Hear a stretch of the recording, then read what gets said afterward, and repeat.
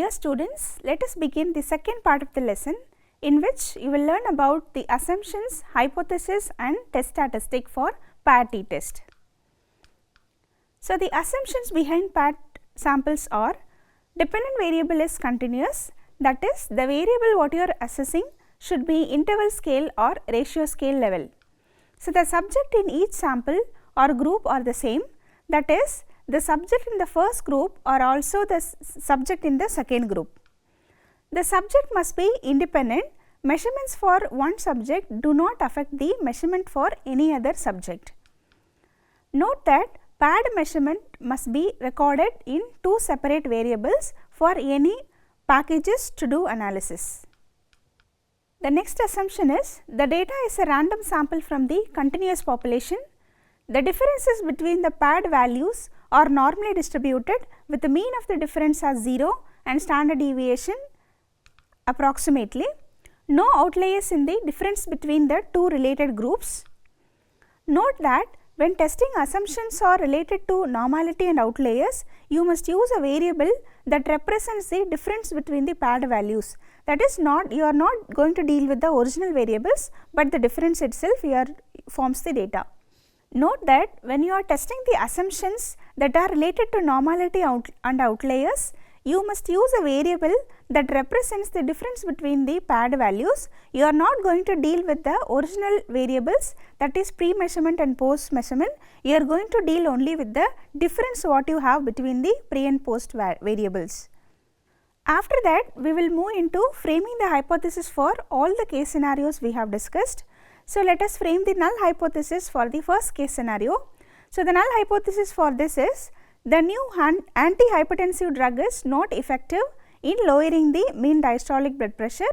Symbolically, we could say the population difference, that is delta, is less than or equal to 0, or mu1 is less than or equal to mu2.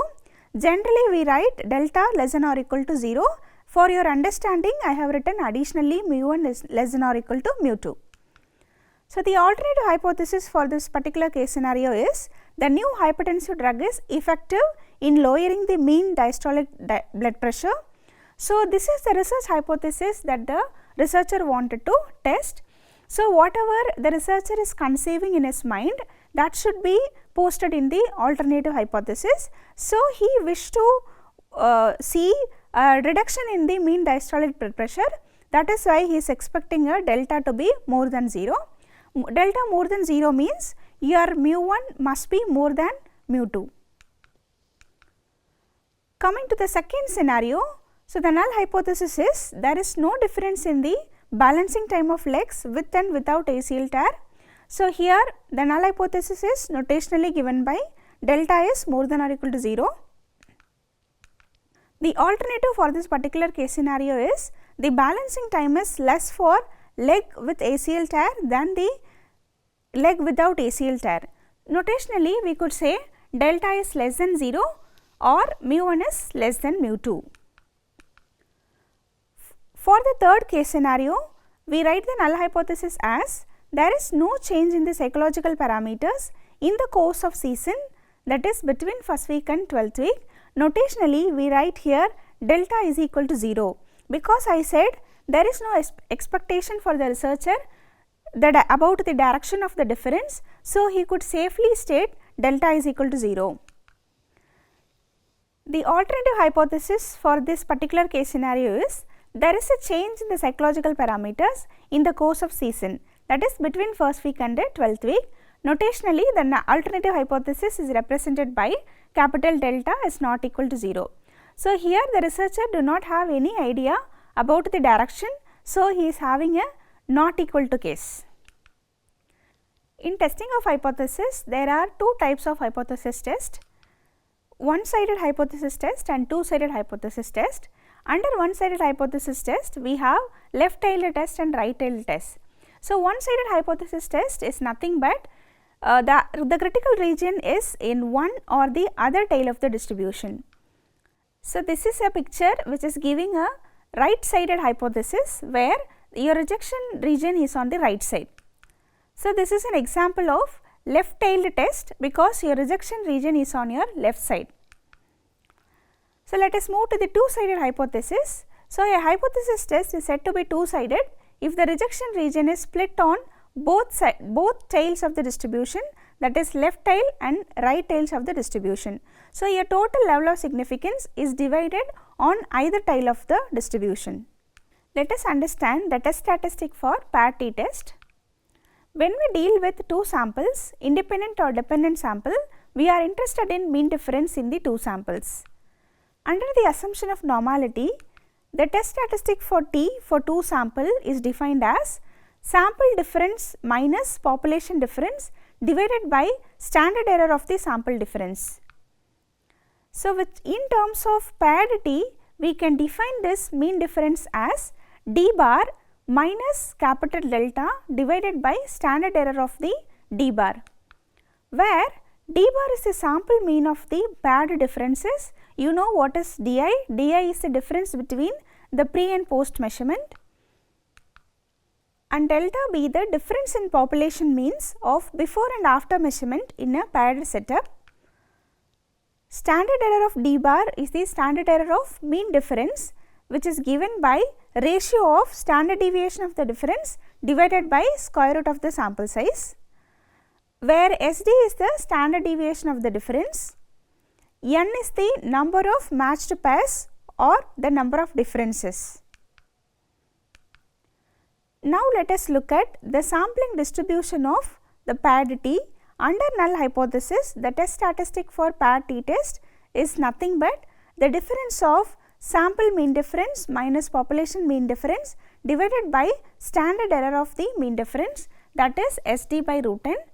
So, the whole statistic follows a sampling distribution called t-test with n minus 1 degrees of freedom. So, t n minus 1 is nothing but the n minus 1 degrees of freedom under t distribution.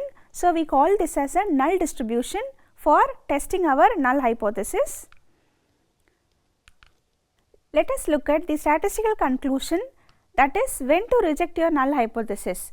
So, you are going to reject your null hypothesis for a two-tailed test if your modulus of test statistic value is more than the critical value, then you are going to reject your null hypothesis. Since here it is a two-tailed test, you are dividing your level of significance by 2 because your rejection region is on either side of the distribution. So, whenever your alternative hypothesis is a left-tailed test, you will reject the null hypothesis if the observed t is less than minus your t critical value. So, these critical value are coming from the t table. Thirdly, you are going to reject your null hypothesis for a right-tailed test if your t observed statistic value is more than the t critical value. So, this is the table of t distribution, and this for different values of the degrees of freedom and for different values of level of significance, you are going to pick the critical value from here. So, this is the table which is given the right sided tail, that means this particular line what you see is nothing but your t critical value. This particular line will be displayed here. For various levels of alpha, this lines you can get the value from here. So, for both left tailed and right tail, you are going to use the same table. I will tell you what to do when you are finding out a critical region for a left tailed hypothesis test.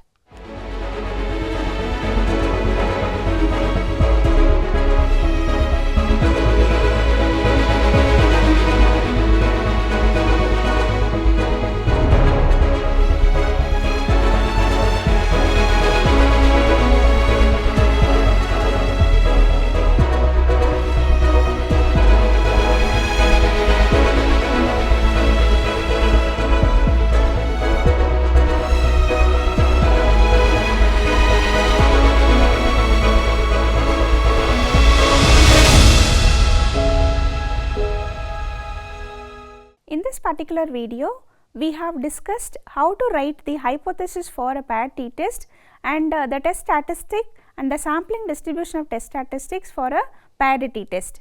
I hope you understood all the concept given in this video. We will continue in the next video. Thank you.